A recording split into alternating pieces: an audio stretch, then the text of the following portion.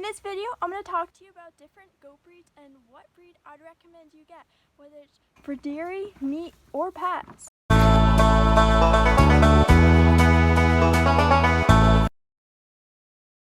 So first off, I want to mention that I haven't had hand-on-hand experience with each breed, but I want to tell you the stuff that I do know about them.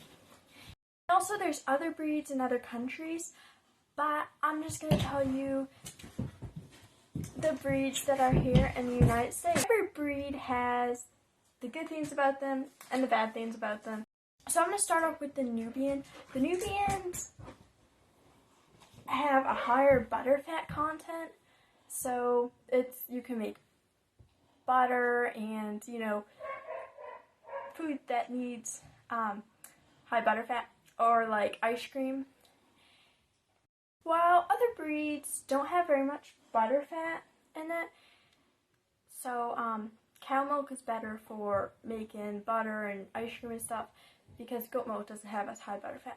But the Nubian does have a good percent of butterfat in it, so if you want a breed where you can make ice cream and butter, that's a good choice. But one thing about the Nubian is they're known to produce a bit less milk than the average breed of goat, but they do have a high butterfat content and they do produce more than like a Nigerian dwarf.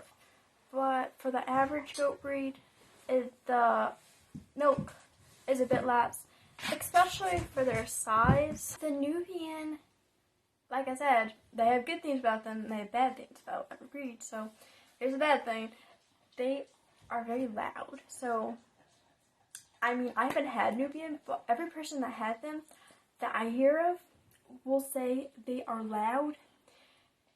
And, goats often will scream. Like, if you're 5 minutes late to feeding them, goats get used to the time they eat, and they just get used to it. And then when the Nubian was like, oh, you're 5 minutes late, they start screaming, and it's loud. So, and they'll scream when they're hungry and stuff. So, there's the thing. If you have neighbors and stuff like that close by, it's probably not a good choice. But if you not too close to neighbors and you don't mind the screaming, or maybe the goats aren't very close to your house, then the Nubian might be a good choice for you. And now the Saanen. Their Saanens are pretty heavy milk producers, but they have a really low butterfat content. So I have a Saanen Nigerian dwarf mix, and even though Nigerian dwarfs are known to give a higher butterfat content, I do not get like any butterfat from her, just milk. They're known to produce like 1 to 3 gallons a day from just one goat. Like, that is pretty high for a goat.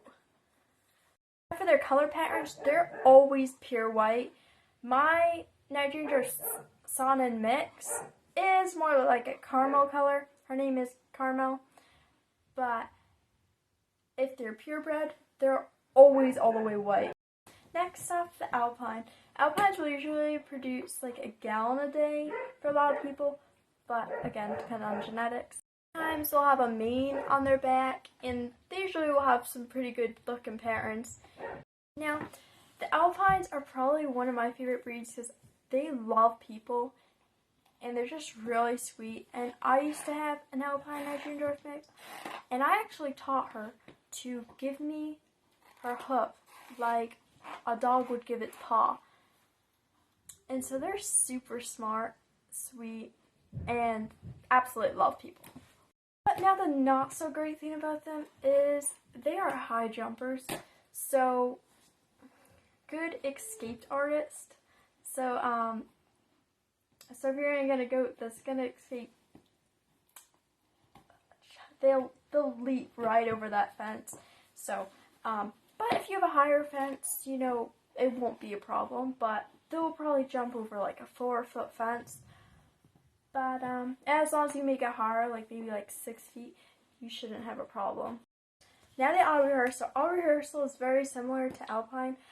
Their name actually used to be called Swiss Alpine, but then they switched it to Oberhasli.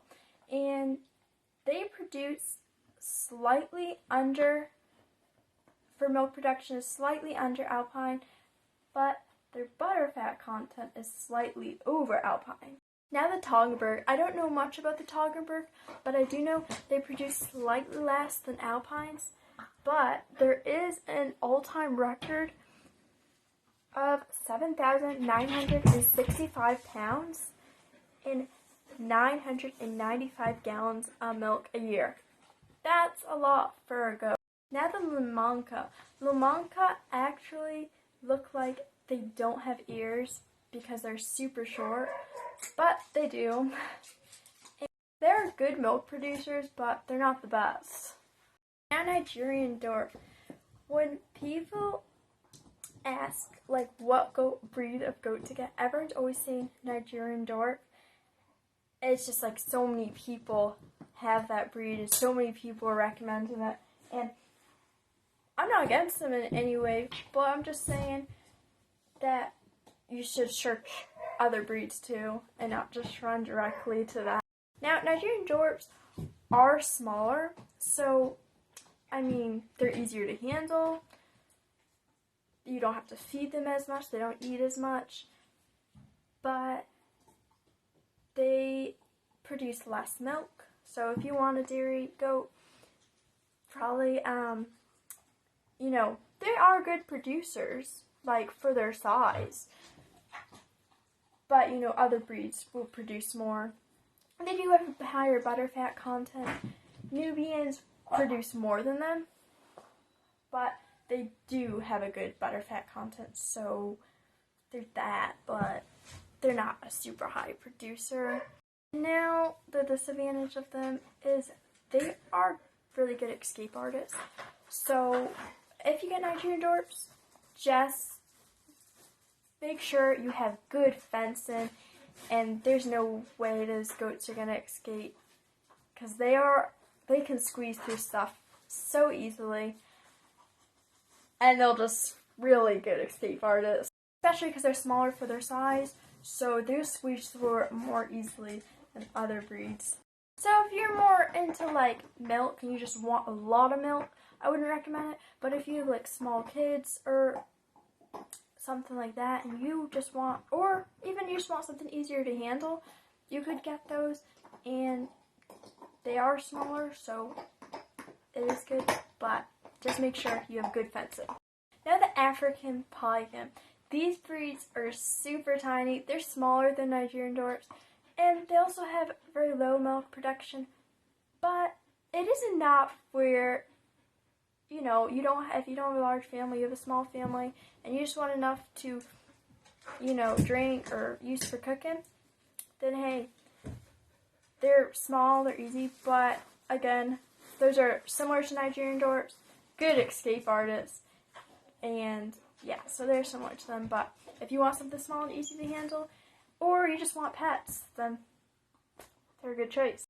Now, if you want goats for meat, you can also get a boar goat, and they are very meaty and big goats, and they're a good option for me. I don't have too much information on them though, because I do dairy goats, so I haven't really researched them or anything. Now, what breed would I recommend you start off with? Well, if you want to go with a higher butterfat content, then I would do the Nubian or Nigerian dwarf. But the Nigerian dwarfs don't produce as much, and neither do the Nubian as much as other breeds, but they're still an option. If you want to go as good milk producers, but also good pets, then I'd do the Alpine. If you want to go for high milk production, then I would do the Saanen. And if you want to go for meat, actually you could use any of those breeds are fine, you can eat them, but definitely wouldn't recommend the American Pygmy. They're super tiny. Nigerian dwarfs is the second least one I'd use. You can eat them, but they're smaller, like 60, 70 pounds maybe.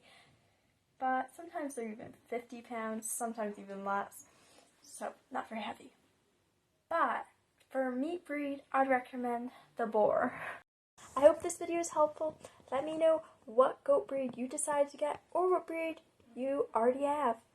And let me know if you have any questions and subscribe for more goat videos.